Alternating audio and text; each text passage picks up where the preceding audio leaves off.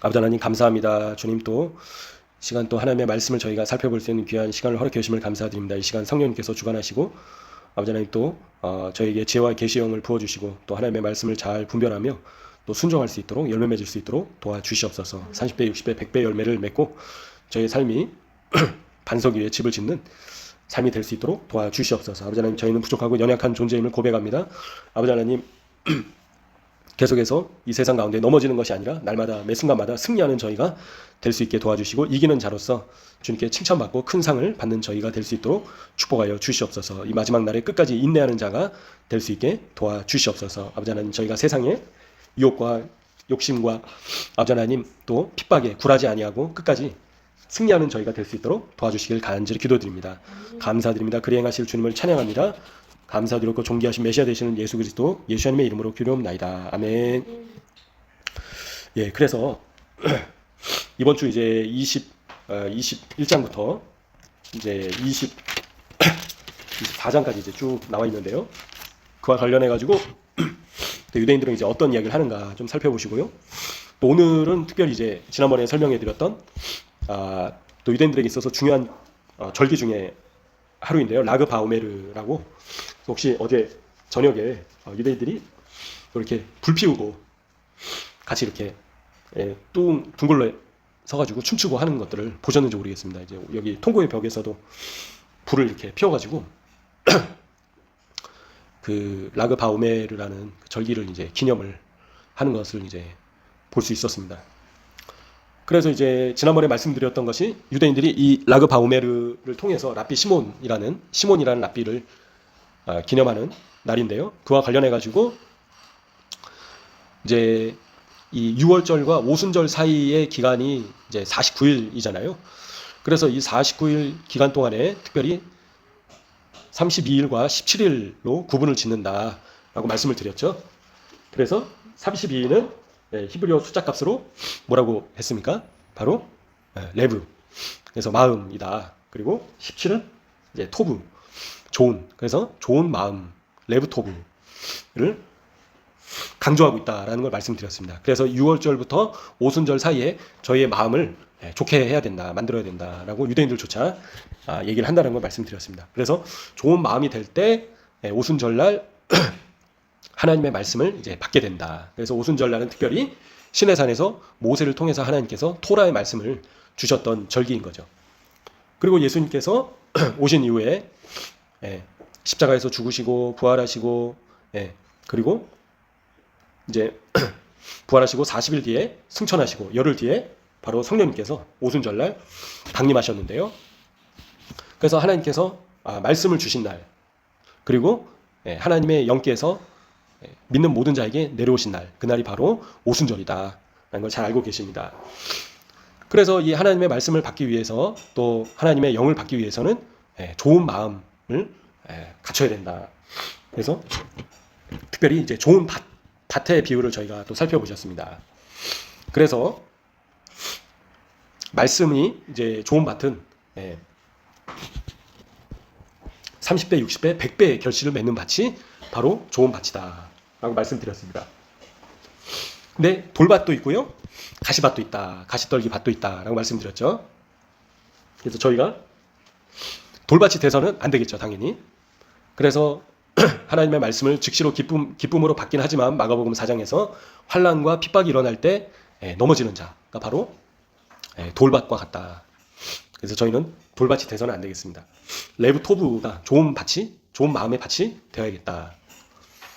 그리고 또 안 좋은 밭이 어떤 밭이라고요? 가시떨기 밭. 그래서 세상의 염려와 또 재리의 유혹과 기타 욕심들, 그죠? 유혹으로 인해서 핍박이 아니라 이번에는 유혹으로 인해서 열매 맺지 못한 밭, 마음, 그게 바로 가시떨기 밭이다 라고 말씀을 드렸습니다. 그래서 유대인들조차도 이 6월절부터 오순절 사이가 저희 자신을 변화시키는, 저희 자신을 좋은 마음으로 바꾸는 이 기간이다 라고 말씀을 드렸고요. 그래서 초대교회 성도들조차도 예수님께서 부활하신 이후에 그리고 승천하신 이후에 마가의 다락방에 모여가지고 하나님께서 보내주실 성령님을 또 바라면서 간절히 기도했던 것을 잘 알고 계십니다.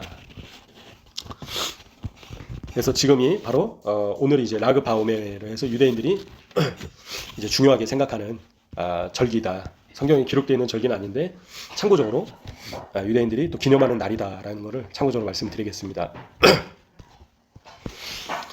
그래서 이제 오순절까지 이제 보름 좀 넘게 남은 2주 좀 넘게 남은 것을 이제 보시게 됩니다. 그래서 오순절 날 마가의 다락방에서 간절히 기도하고 그래서 마가의 다락방에서 성령님께서 강림하신 걸로 이제 다들 보고 있는데 실제로는 요즘 학자들이 마가의 다락방에서 물론 기도는 했지만 성전산에서 성령님께서 강림하셨다라고 보고 있습니다. 그래서 성전산에서 성전이 있는 데서 성령님께서 강림하시니까 예수님을 믿지 않는 유대인들조차도 방언하는 소리를 듣고 깜짝 놀란 거죠. 이 사람들이 지금 술에 취한 건가? 그래서 이번 주는 이제 레위기 20 그래서 1장부터 24장까지 이제 여기 보면 21장 1절부터 보시면 아론의 자손 제사장들에게 말하여 이르라 이제 그렇게 돼 있죠. 그래서 제사장들에게 어떻게 이제 어떤 이 규례들을 지켜야 되는가 그거를 자세하게 설명을 해주고 계십니다. 그래서 정결한 상태를 항상 유지하고 있어야 된다라는 거죠. 조건이 제사장으로서의 특권이 있지만 한편으로는 제사장들이 일반 백성들과 다르게 반드시 지켜야 될 그런 조건들이 있었다라는 겁니다. 근데 그게 뭐냐면 여러 가지 것들이 나와 있죠. 그래서 쭉 이제 결혼과 관련된 것이라던가 아니면 시체를 만지지 않는 것이라던가 이제 그런 것들이 쭉 나와 있는데요. 그래서 이렇게 하는 이유들은 제사장들이 더욱더 순결하고 정결한 상태를 이제 유지하기 위해서 하나님께서 주신 계명들이다. 라는 겁니다. 그래서 제사장들은 반드시 이제 거룩해야겠다라는 거죠. 왜냐하면 제사장이 왜 반드시 거룩해야 되냐면 24시간 하나님을 섬기는 일을 했다라는 거죠. 제사장들은. 그죠? 그래서 하나님의 전에서 하나님의 집에서 쉬지 않고 하나님을 섬기는 일을 했기 때문에 특별히 항상 거룩한 상태를 유지하고 있어야만 했다라는 겁니다. 그래서 제사장들은 제사를 올려드릴 뿐만 아니라 사무엘상 12장 23절에 보시면요. 사무엘 선지자는 뭐라고 죄에 대해서 정의를 하냐면 나는 너희를 위하여 기도하기를 쉬는 죄를 여호와 앞에 결단코 범하지 아니하고 선하고 의로운 길을 너희에게 가르칠 것인즉. 그죠? 그래서 백성의 이제 지도자 되는 리더가 되는 이런 사무엘과 같은 선지자들이 또 사무엘이 이제 하나님의 전에서 그 직무를 감당을 했던 또 레위인이었죠. 그래서 너희를 위하여 기도하기를 쉬는 죄를 결단코 범하지 아니하겠다. 그래서 기도하기를 쉬는 것 자체가 죄이다라고 사무엘 선지자는 이야기를 하고 있습니다. 그래서 쉬지 않고 기도하라라고 또 저에게 신약 말씀을 통해서도 가르쳐 주셨는데요. 그래서 그렇게 하나님의 일을 또 하나님께 기도드리는 일을 하기 위해서는 24시간 거룩한 상태를 유지하고 있어야 됐다라는 겁니다. 특별히 제사장들은 죄를 범할 경우에 더욱더 큰 심판이 있었다라는 거죠. 특별히 하나님의 소유였다라는 겁니다. 제사장들이. 그래서 다른 백성들, 다른 지파들에게는 분배된 땅이 있었잖아요. 그죠? 그래서 르우벤 지파, 갓 지파, 에브라임 지파, 유다 지파 이런 각 지파별로 하나님께서 주신 분깃이 있었지만 제사장들에게는 있었습니까? 없었다라는 겁니다. 바로 하나님께서 바로 소유 되셨다라는 거죠. 특별한 부르심을 받았다라는 겁니다. 그래서 이제 기독교에서 저희가 적용을 해본다면 특별히 이런 직분자가 또 있으시잖아요. 목사나 전도사나 그죠? 뭐 장로나 선교사나 기타 이런 직분자들이 특별히 하나님께서 더 바라시는 것은 거룩하기를 바라신다. 그죠? 왜냐하면 하나님의 일을 감당해야 될 또 사람들이기 때문에 특별히 더 많은 책임이 있지만 또 하나님께서 그 책임에 따른 그 특권에 따른 책임이 있다라는 겁니다. 그래서 교회 안에서 저희가 기독교 안에서 그런 직분자들이 하나님께서 맡기신 그런 사명들을 감당하는 가운데 특별히 가장 중요한 것이 어떤 것이라고요? 제사장들에게 요구하셨던 것처럼 거룩해야 된다라는 겁니다. 그래서 유대인들이 오늘날 같은 경우는 특별히 랍비가 이제 그런 어떻게 보면 제사장과 같은 역할을 감당하고 있는 것을 보게 됩니다.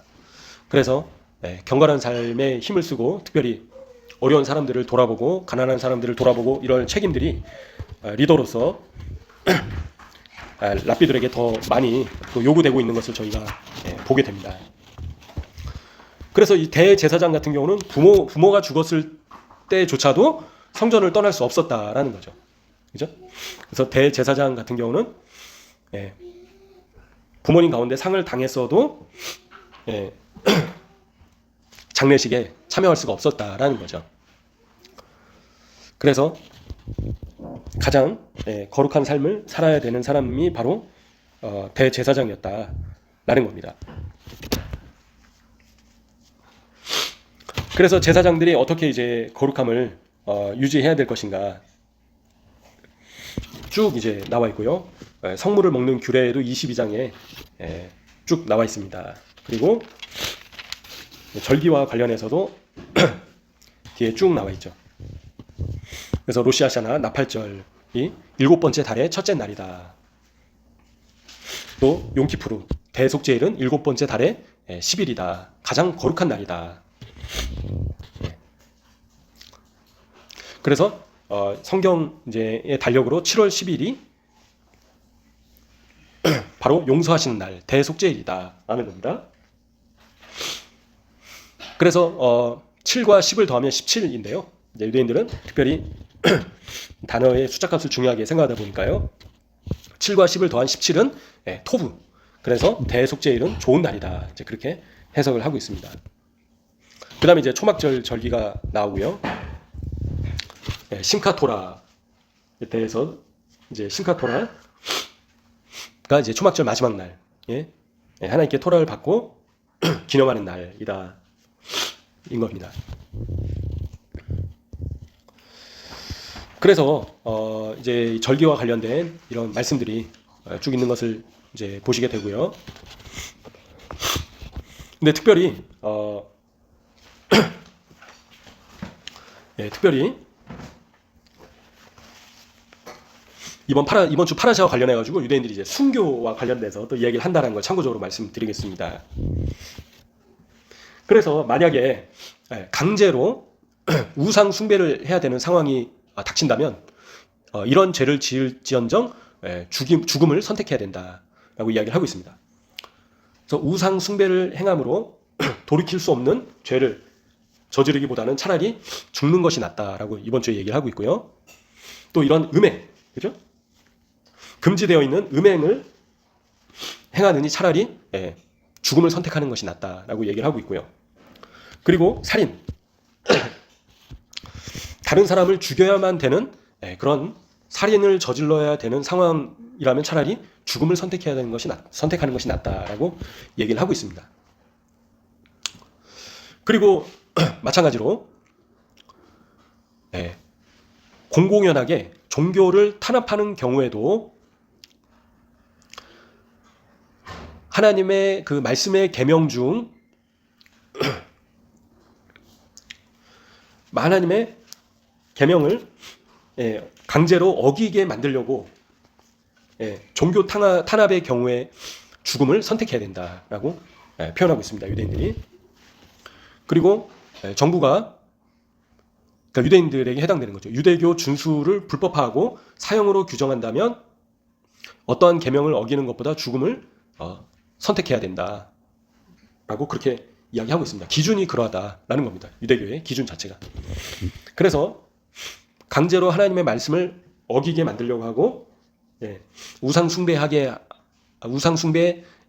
하려고 하고 할 때는 차라리 죽음을 선택해라라고 유대인들은 얘기를 하고 있습니다. 그래서 필요하다면 순교하는 것이 바로 하나님의 이름을 거룩하게 하는 행동이다라고 정의를 내리고 있다라는 거죠. 그래서 순교를 해야 되는 상황에서 순교를 피하는 것은 순교를 선택하지 않는 것은 하나님의 이름을 더럽히는 행위이다라고 표현을 하고 있습니다. 그래서 하나님을 믿는 사람이라면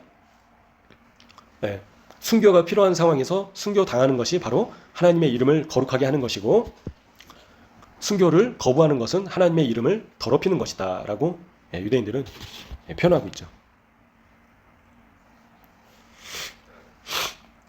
마찬가지로 또 하나님의 이름을 더럽히는 행동은 어떤 것이냐면, 하나님의 뜻에 대해서 고의적이고 반항적인 불순종이 바로 하나님의 이름을 더럽히는 행위이다 라고 얘기를 하고 있습니다. 그래서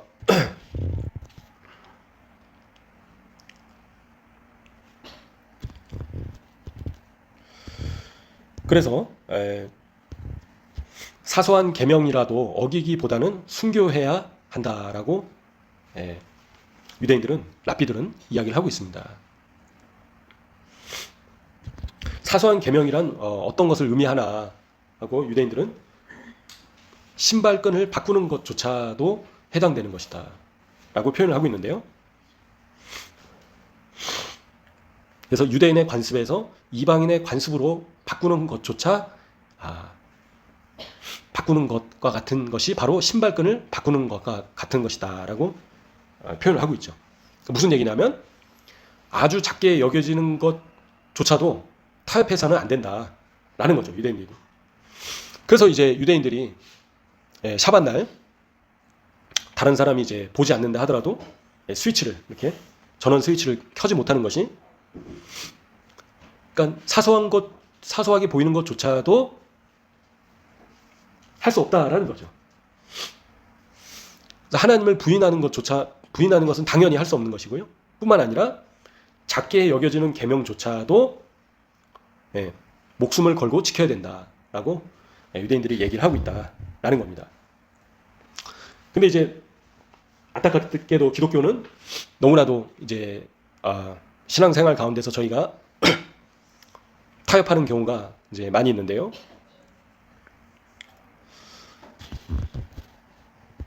그래서 유대인들은요, 죽음의 고통을 감수하더라도 불순종해서는 안 된다라는 거죠.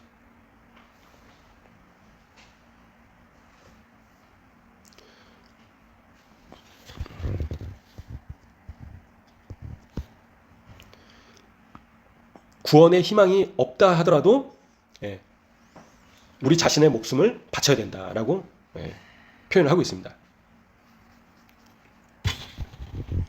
그래서 무슨 대가를 치르더라도 거룩해야 된다라고 이제 얘기를 하고 있다라는 거죠.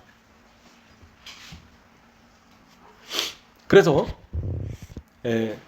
거룩한 삶을 위해서 이제 유대인들이 실제로 피 흘리기까지 싸우고 있다라는 겁니다.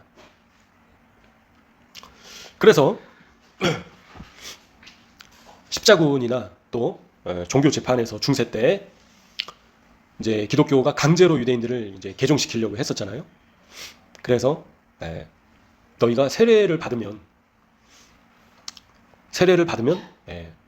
목숨을 살려주고, 세례를 받지 않으면 십자가 모양의 칼로 너희 목을 치겠다 해서 유대인들이 다 죽음을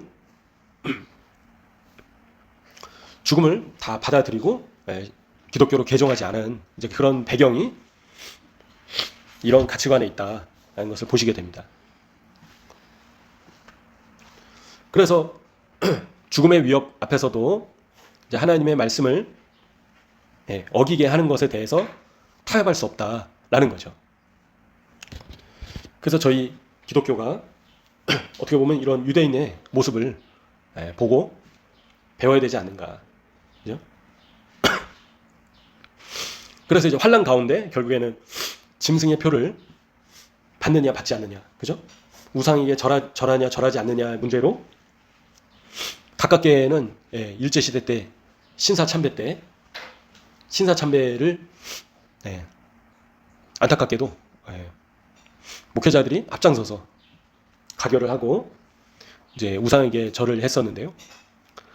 다시 한번 그런 일이 이제 펼쳐진다라는 거죠. 환란 가운데서. 근데 유대인들은 아무리 적그리스도가 신상을 세우고 거기에 절을 하라고 하더라도 할 수가 없다라는 겁니다. 아예 그냥 가치관 자체가 그렇게 이게 자리 잡혀 있다라는 거죠. 극소수, 정말 극소수 타협하는 사람이 있을 수도 있겠지만요. 역사적으로 유대인들은 대다수가 타협을 하지 않고 목숨을 내놨다라는 거죠. 그래서 순교를 해야 되는 상황에서 순교하지 않는 것은 하나님의 이름을 더럽히는 행동이다라고 해석을 하고 있고 표현을 한다라는 거죠. 그래서 이번 주 파라샤 제사장의 거룩함과 관련해 가지고 이제 이런 이야기들을 하고 있습니다. 유대인들이. 그래서 거룩함을 위해서는 타협해서는 안 된다. 강조해서 얘기를 하고 있다는 것을 참고적으로 말씀드리겠습니다.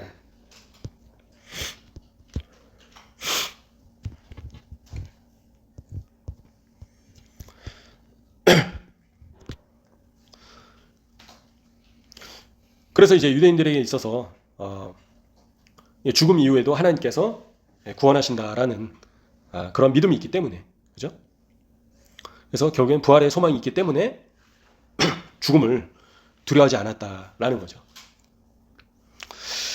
그래서 저희가 이러한 유대인들과 뿐만 아니라 열조의 초대교회 성도들의 믿음을 저희가 보고 배워야 할 시점이 아닌가 싶습니다.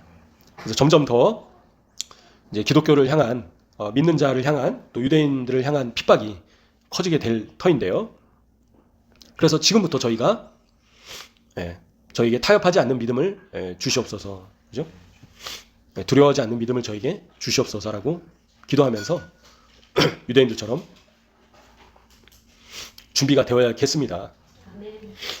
그래서 이제 유대인들이요 역사적으로 그렇게 순교를 많이 당했습니다. 많은 유대인들이 타협하지 않아서 결국에는 죽게 됐다라는 거죠. 그래서 특별히 십자군에 의해서도 많이 죽었고요. 또 종교 재판으로 인해서 유럽에서도 많이 죽게 됐습니다. 안타깝게도 기독교가 그런 유대인들을 핍박하는데 가장 앞장섰다라는 거죠.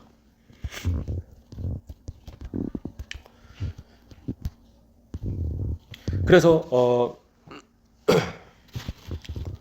또 한편으로 유대인들이요 이제 어떤 얘기들을 하고 있냐면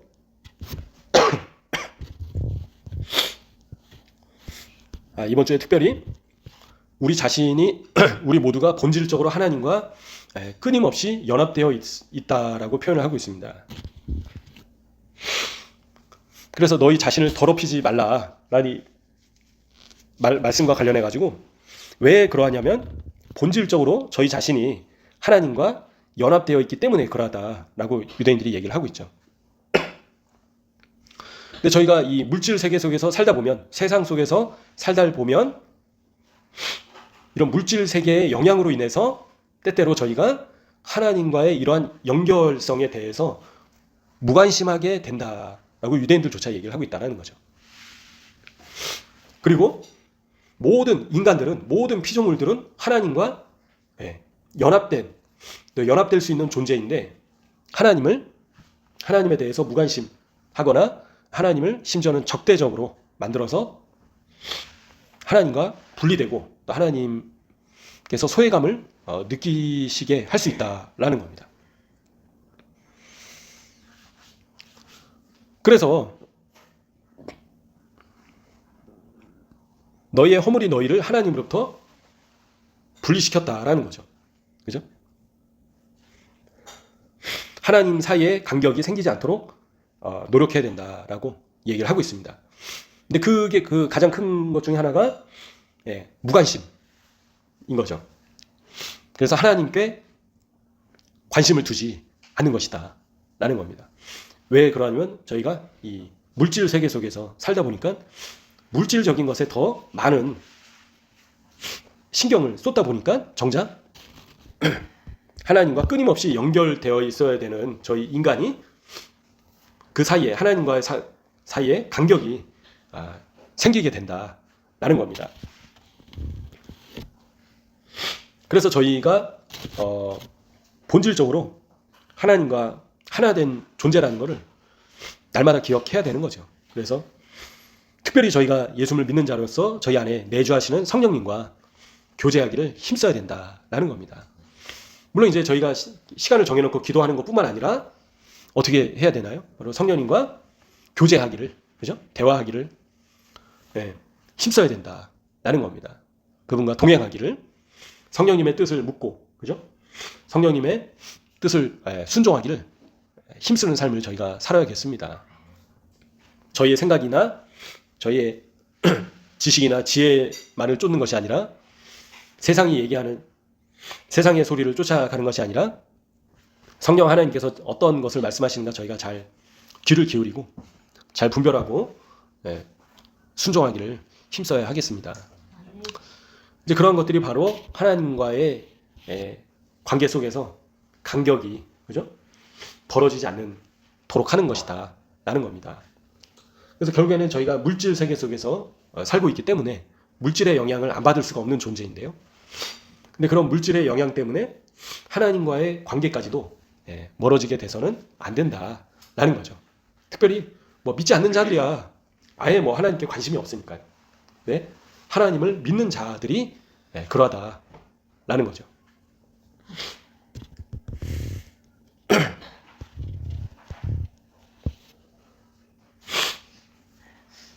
그래서 특별히 유대인들은요, 하나님의 어떠하심을 끊임없이 묵상할 때 새로운 열정이 우리 마음 가운데 가득 차게 된다.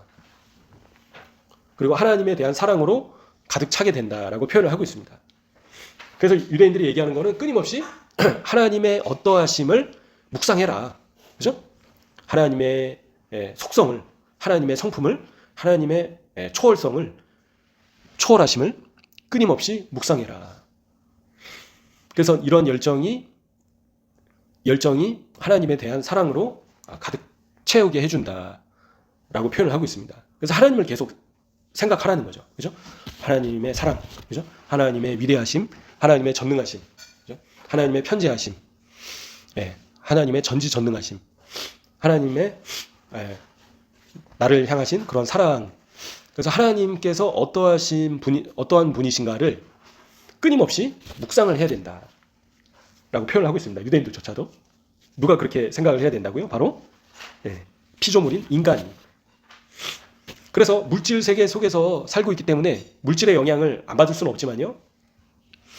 그래서 그것을 초월하기 위해서는 결국에 하나님을 끊임없이 묵상해야 된다.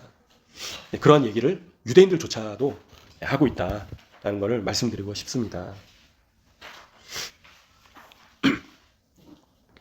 그래서 거룩해진 인간으로 변화되어서 평범한 삶 가운데서도 하나님의 차원에서 살게 된다라고 표현을 하고 있는데요. 초월적인 신적인 의식을 담고 있는 또 간직하는 그릇으로 만들어진다라고 표현을 하고 있습니다. 그런 사람들이 그렇게 변화되어 간다라고 유대인들조차 표현을 하고 있죠. 그 비결 중에 하나는 바로 하나님의 말씀을 묵상하고 그 말씀을 준행하는 것이다 라고 유대인들조차 얘기를 하고 있습니다. 그래서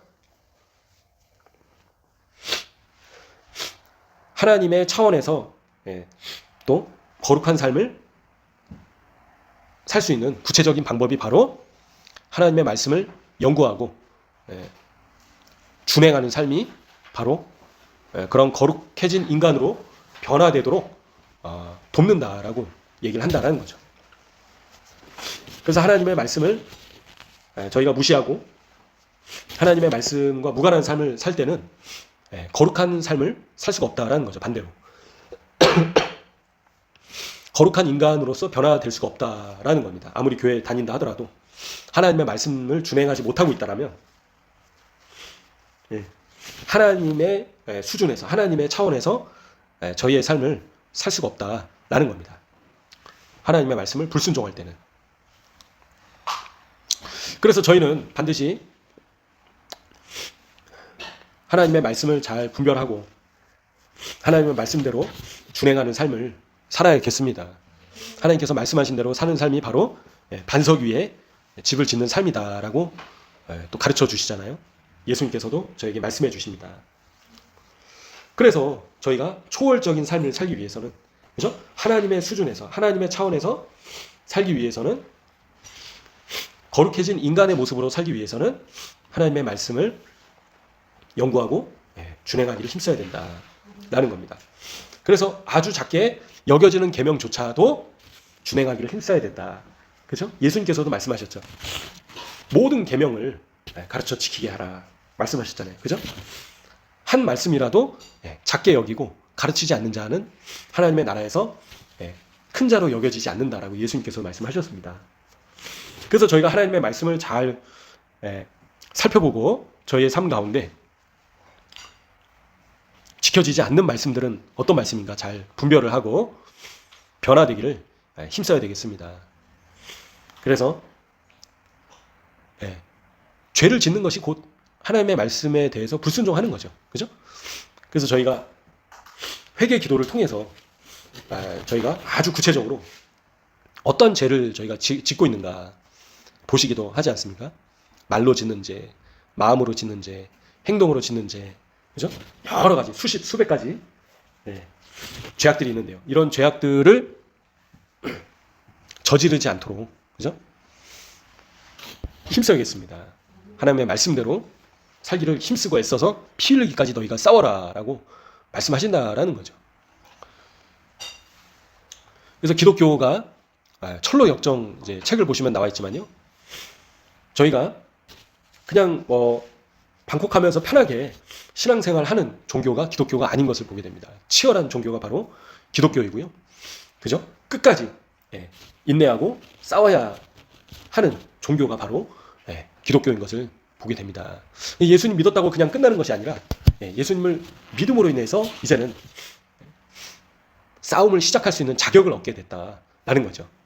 그래서 저희 모두가 하나님의 전신갑주를 입고 이 영적인 싸움에서 날마다 싸우고 승리하는 자가 되어야 된다라는 거라고 저에게 말씀하신다 싶습니다. 저희가 예수님을 믿은 걸로 그냥 끝나는 것이 아니라, 그죠? 믿음으로 인해서 자연스럽게 그냥 모든 것이 이제는 물질 세계 속에서 세상 사람들처럼 살라고 예수님께서 십자가에 못 박혀 죽으신 것이 아니다라는 겁니다. 그죠? 죄와 타협하지 말라고, 그죠? 피 흘리기까지 싸우라고 예수님께서 먼저 십자가에서 못 박혀 죽으신 거죠. 그래서 갈라디아서 2장 말씀처럼 이제는 너희가 십자가에 못 박혀라, 그죠? 죄에 대해서 너희가 십자가에 못 박혀라 라고 예수님께서 말씀하시는 겁니다. 저희에게. 그래서 저희가 죄와 싸우되 피 흘리기까지 싸워야겠습니다. 이기는 자에게만 상 주신다라고 약속을 하셨다라는 거죠.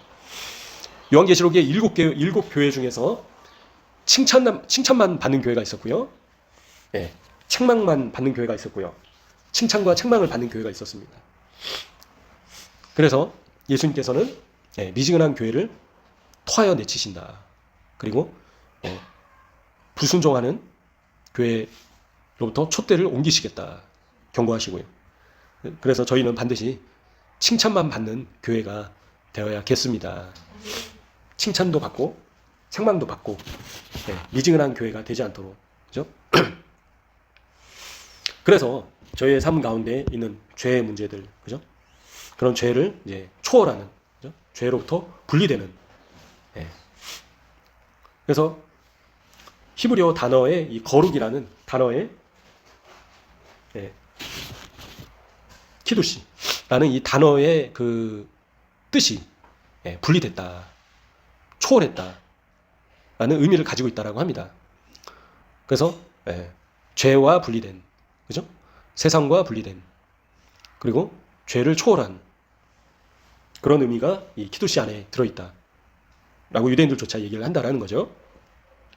그래서 저희가 세상에 하나님과 무관한 물질 세계와 세상과 분리된, 그죠? 죄로부터 분리된, 세상을 초월한, 죄를 초월한 그러한 존재가 되어야겠습니다.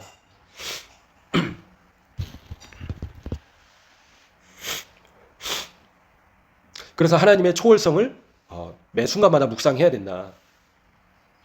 하나님께서 우리와 가까이 계심을 인식할 때 그분을 향한 황홀한 사랑의 불꽃이 타오르게 된다라고 표현을 한다라는 거죠. 유대인들조차도. 그래서 하나님의 어떠하심을 묵상할 때 하나님께서 나와 함께 계시고 나와 가까이 계시다라는 걸 인식할 때 그분을 향한 사랑이 타오르게 된다라고 유대인들조차 얘기를 하고 있다라는 거죠. 그래서 첫사랑을 회복해라라고 예수님께서도 말씀하셨습니다. 그죠? 그래서 저희가 주님을 향한 사랑이 불꽃처럼 타오르고 있지 않다라면 하나님과의 관계 속에서 간격이 생기고 벌어져 있는 상태이다 라고 볼 수 있는 거죠. 그래서 그것을 다시 회복하기 위해서는 하나님께서 어떠하신 분이신가를 묵상해야 된다라고 유대인들조차 이야기를 하고 있습니다. 그래서 저희가 날마다 주님의 어떠하심을 더욱더 깊이 묵상해야 된다라는 거죠. 매 순간마다 주님께서 나를 어떻게 구원하셨는가, 예수님께서 어떻게 죽임 당하셨는가, 그죠? 나의 죄를 어떻게 짊어지셨는가, 지금 내 안에 누가 와 계시는가, 성령님께서 계시는가, 아니면 마귀가 가득 차 있는가, 저희 자신을 돌아봐야겠습니다.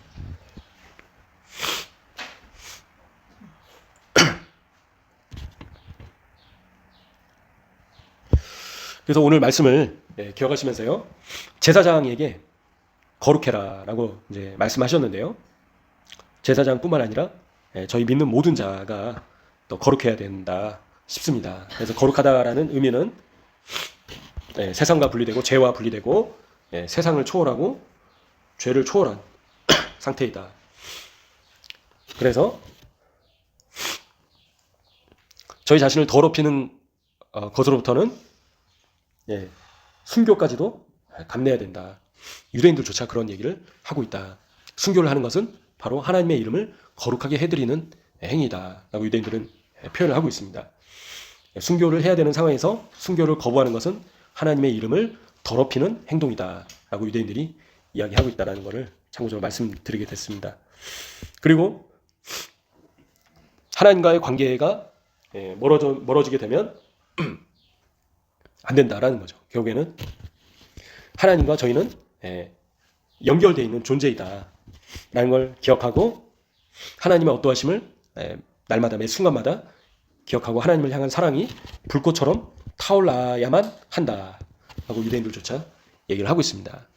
저희가 하나님을 향한 사랑이, 그죠? 첫사랑이 식어버리지 않도록, 그죠? 하나님을 향한 열정이 꺼지지 않도록 힘써야겠습니다. 그래서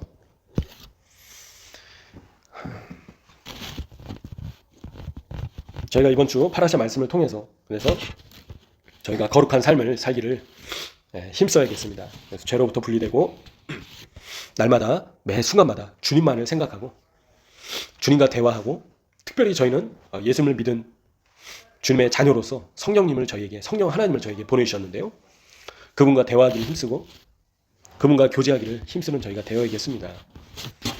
매 순간마다 성령님과 동행하는 저희가 되어야겠습니다.